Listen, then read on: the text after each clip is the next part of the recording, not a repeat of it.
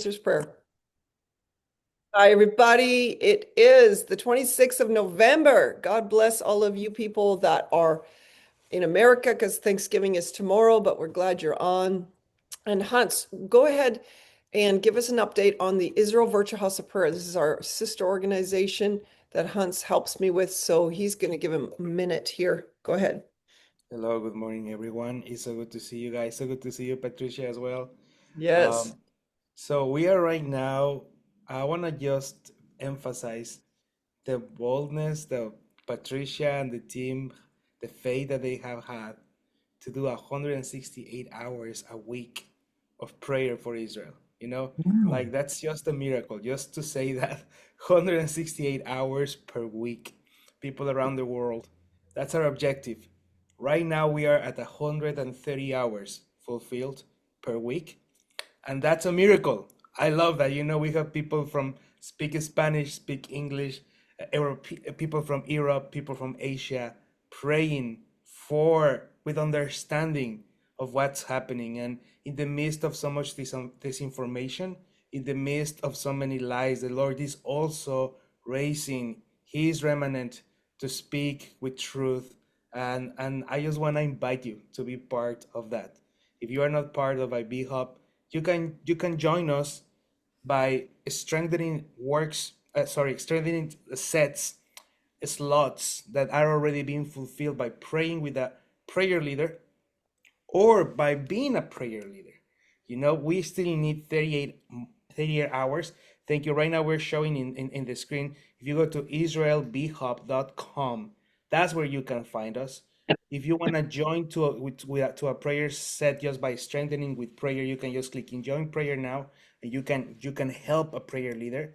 If you want to see what is our availability, you can go to schedule and you can see there what are the slots that right now are happening live, but also you will see the ones that need still a prayer leader. And that's my invitation to you today. You can go down and become a watchman. You can click on the information there, and it's a really simple process for you to become a prayer leader. The only thing that we are asking from you is if you have a phone, tablet, computer, that's enough. If you have a Zoom account, that's enough. You can leave. You can leave from your room, you can leave from your living room. We need you, and I believe the Lord is calling you. I'm also sending right now on the chat the form directly. If you are right now hearing this and you say, hey, I want to be part of this, I want to be a leader, you can just click on that form and will be super, super easy for you to access to it. And also, I'm going to add my email. If you have any questions, please email me and I will be here to help you. All right. Thanks so much, Hans. God bless you. And thank you, everybody. Like many of you on the screen, you already do this, but you know what? It's actually it goes so quick when you've got like one other person praying with you. Okay. So many of you take a set and we want to continue to boost this. I really appreciated what Gordon Robertson said at 700 Club yesterday. He said, it is not the time to stop praying for Israel. There's still a whole lot. Haven't really seen Hamas defeated and haven't seen, Hezbollah check out completely. I mean, there's still a lot regarding that, but even more so, it's the spiritual. It is God's plan for Israel, the Jewish people, for all the great awakening, the heart of stone, the heart of flesh. So we send you prayer points every week. If you haven't seen those, please click on view prayer points for this week. Those are carefully, put together by myself, to be honest, but for each week. So, anyways, all right, Rick, you made it on. Praise the Lord. So, Rick, by the way, oops, sorry, Rick, unmute yourself. I think that was my error. I was just about to make you larger screen. And Rick, Wienecke, Wienecke. Wienecke, thank you. I keep getting that wrong, but he is Canadian born and amazingly got his citizenship in Israel. Hmm. And is going to be going to, or is in, are you in, I think you're in Krakow now, aren't you in Poland? No, I'm in Brzezinka, in Birkenau, Auschwitz, Auschwitz-Birkenau. Oh, okay, so it's okay, awesome. Which waiting my on. husband, I don't know if he Wait, wants to come here and say hello, John, but John is leaving on Friday to go see you, be with you. He says, okay. So he'll anyways, see me in a few days. thank It's you a for having him and some others too. They're going and then on to Israel. So Rick, you did the sculpture of tears. I'll show that in a moment. Okay. It's extraordinary.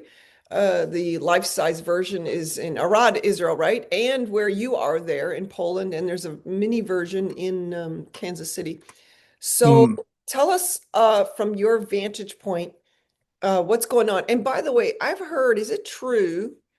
Tell us a little bit about Poland because I heard that they is anti-Semitism rising there again, but at the same time, Poland does not allow synagogues, does it? Anything that you have that we can learn and pray as we're in this journey every day of praying for Israel. Go ahead. Okay. Um, that was one of the things I was debating, along with struggling with all the computer stuff and trying to hook up and everything else. But there's a sense from the very beginning, we in a sense in Israel, we were looking at October the 7th as the beginning of almost like a new era for Israel. Oh, It's almost like a time of separation for Israel from the nations. And in a sense, it's the beginning of a process that maybe for us to see it a little bit more ourselves. But the whole process of salvation for Israel as a nation has always been the heart of the Father. The creating Israel as a nation in 1948 has mm, always been within the heart of the Father, not for the sake of the goodness, say, of the Jewish people in the diaspora, because he makes it very clear in Ezekiel 36 that you have whored my name among the nations. And, and in a sense, I look at the sense of being outside of the land in the diaspora for the Jewish people has always been the marker of God's judgment on them as a people. Being cast out of the land is probably the most intense and the most defined by the Father towards them as a people. So, to the same degree that that is emphasized, the prophetic and the miraculous, the whole joining of things when Israel becomes a nation again back within its borders in 1948 has been the biggest contention from that point on within the nation. Who defines the borders of Israel? Is it the sons of Jacob, basically, as according to Deuteronomy, that it's to be up to them that they will determine the borders of the nations? But almost from the time the vision of, in Hebrew, it's called Likat Medina. It's always the sense of everything that we do from a vision point of view that started with the Zionist movement, the end of the 1800s, was all Likhat Medina. It was the salvation of the land itself that had laid dormant, and basically the land was dead, according to the early settlers that showed up there. And their vision was to somehow bring life to the land itself, even under Turkish control, and then later under British control, and then all the controversy basically within both the world wars. But then finally, the Holocaust, in a sense, becomes the biggest tragedy towards the Jewish people, but it becomes the birthing channel for the nation of Israel. Because the vision to all the settlers in redeeming the land, Gulat Haaretz, was always the driving vision that they died for, they suffered for, they worked through every inch of trying to bring life to the land. But the ultimate hand of the Father being seen to the nations was Israel becoming a nation in 1948. And even then, the White House had a very, very distinct role, with Truman being the first president of the United States to make the phone call to Ben Gurion before the declaration and beg Ben Gurion not to do it. Don't declare yourself as a nation. Wait. You've waited 2,000 years. Wait longer.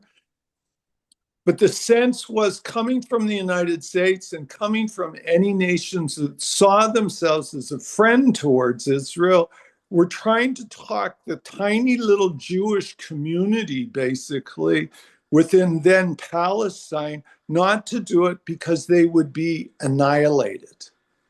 In their eyes, all the leaders of all the Arab world surrounding this tiny piece of geography promised to finish what Hitler didn't have time to finish. And their intention in 1948, their intention of the Jews coming back even to the land, but especially after the declaration of statehood by Israel, the full intention of the Muslim Arab world was to annihilate the Jews. And in 1948, from a statistical point of view, it should have been a walk in the park. Should have been done with ease. 5 Arab armies, 3 of them trained by the British, 3 of them equipped, not only trained by the British. In the intention of almost every nation is that the Jews won't be able to withstand this kind of an attack against them, especially 3 years after the Holocaust. But in a way, because of the Holocaust, every settlement felt like it had to fight to the last bullet. And in a way, everything that Israel dealt with in 1948 as the declaration of statehood is what we're struggling with now. Still the promise of annihilation by a lot of the Arab armies. It's gotten more sophisticated in its desire for annihilation. You see all these accords and all these things, just like all the white papers the British created in the 20s and in the 30s. They're wishing the annihilation to be much faster, but they're willing to let it take its time. But the intention of the Arab world is annihilation for Israel, to have the Jews erased from that place. And for me, in the days that we're in, that was the point that brought me to Israel, was I began to believe that there must be a God. How you define it was still in my mind a question mark in those days.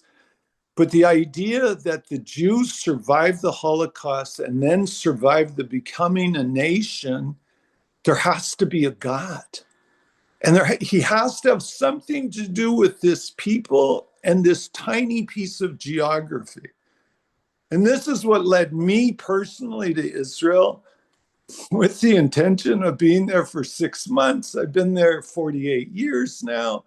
So it's like plans get thrown to the wind the moment you start to discover the heart of the Father towards this people and towards this land. But I look at it in the position that we're in now. All of these things were initiators that started the creative process towards the fountain of tears. And now we've created 2 fountain of tears, one in the Negev desert, in the Judean wilderness in Israel, and 300 meters from the gates to Auschwitz-Birkenau. The gates to Auschwitz-Birkenau were defined by the prisoners themselves as the gates of hell, for good reason. And I love the verse of that Jesus speaks out against specifically the gates of hell, that it will not prevail against him. against his intentions and his desires. It will not prevail. And you look at it, and I think if I'm looking at trying as an artist to be able to create from the inside out, trying to hear from the Lord and then respond to what I feel like is on his heart, I look at it and I think the final piece that we're working on right now, that I feel like to a certain degree becomes the final piece in this prophetic word, and it's the four winds. And the piece now, the figures are all done. They're in the bronze, partially finished. We're working on them now in the studio. It's very apropos for sure that we're working on the piece, The Four Winds, in our little studio behind the larger building that houses the fountain here. And in a way, I look at it, there's such a battle raging over the survival. We're talking the survival of Israel. Because if you can eradicate, Israel becomes in 1948, which I totally believe. My theological friends might not agree with me, but I'm an artist, so I can be outside of the box pretty easily. But I look at it and I think Israel became a light to the nations in 1948.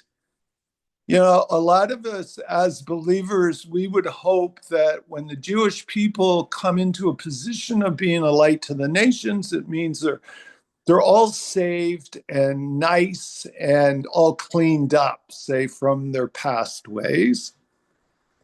But I believe that Israel, the nation of Israel, is a total fact.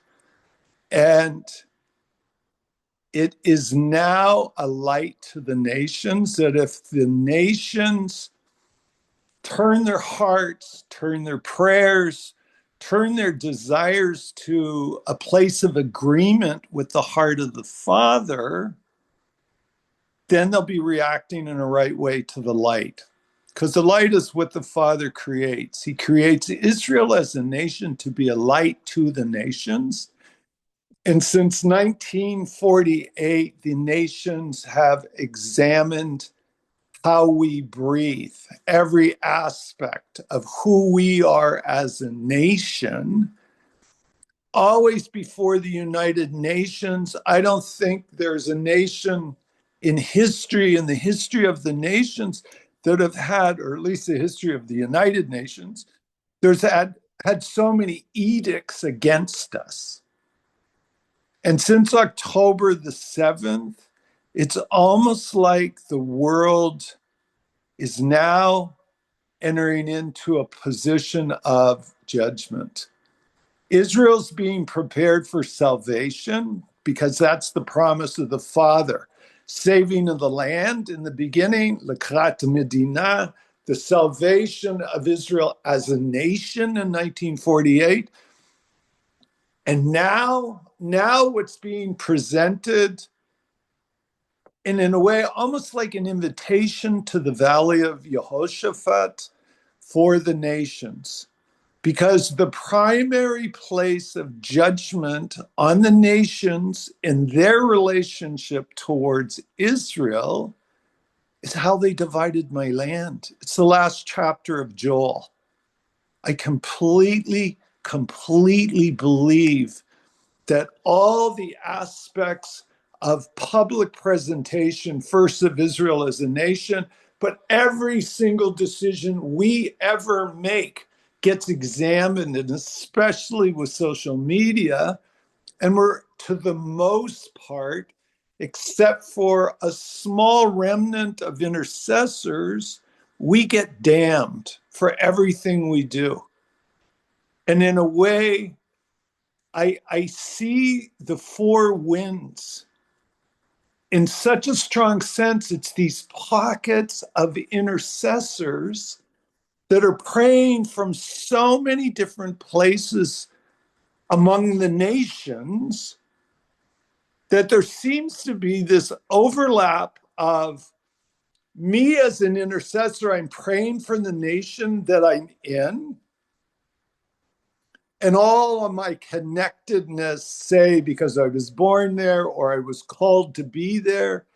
So I'm praying for the nation that I'm in light of how my nation responds to the nation of Israel.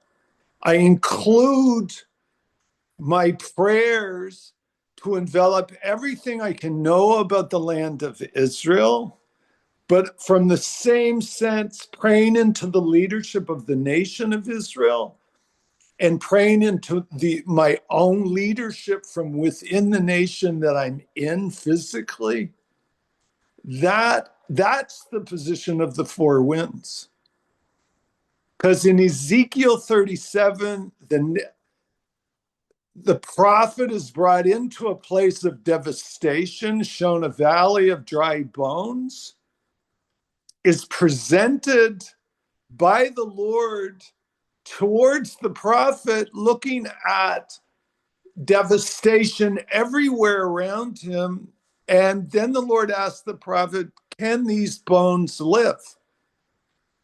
And I look at that and I think it's like the beginning communication of the Lord to the prophet is this question, and the prophet responds in the wisest way he possibly could respond.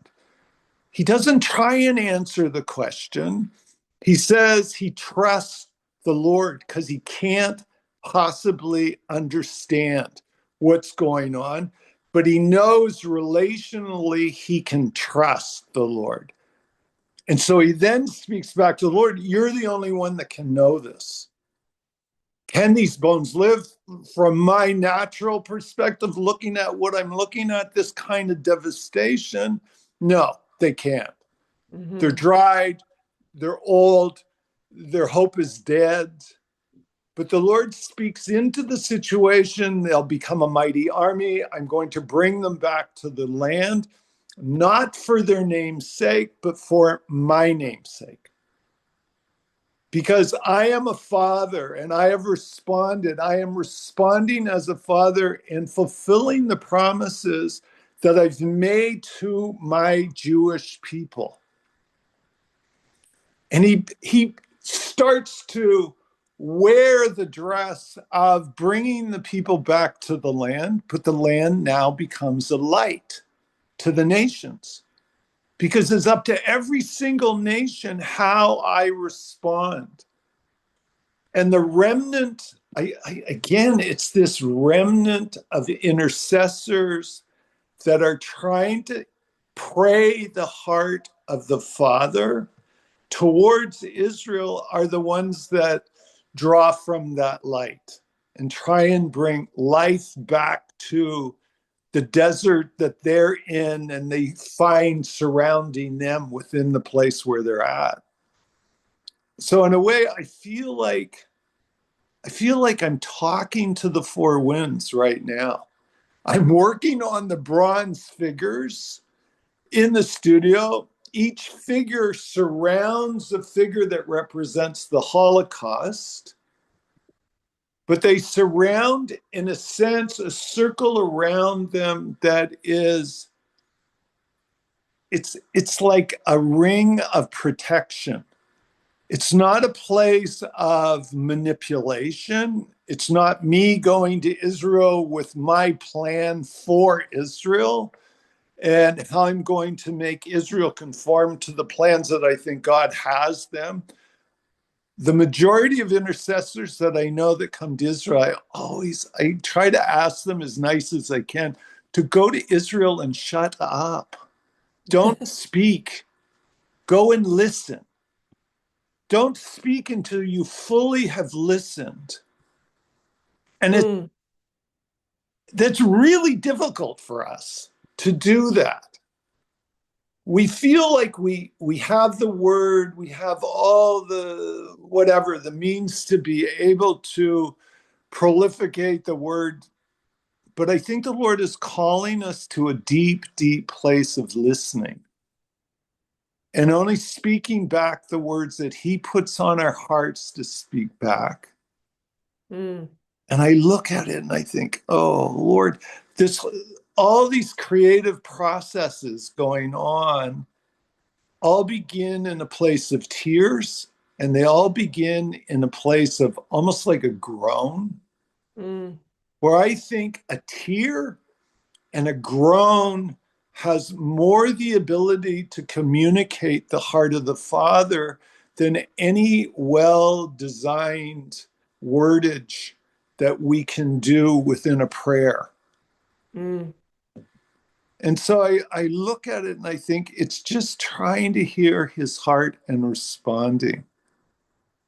And you guys are it right now from all the different corners of the earth. The idea of trying to put together a network of 24/7 prayer that's directed towards Israel and everything that's going on is like a directed prayer that is begging the heart of the Father.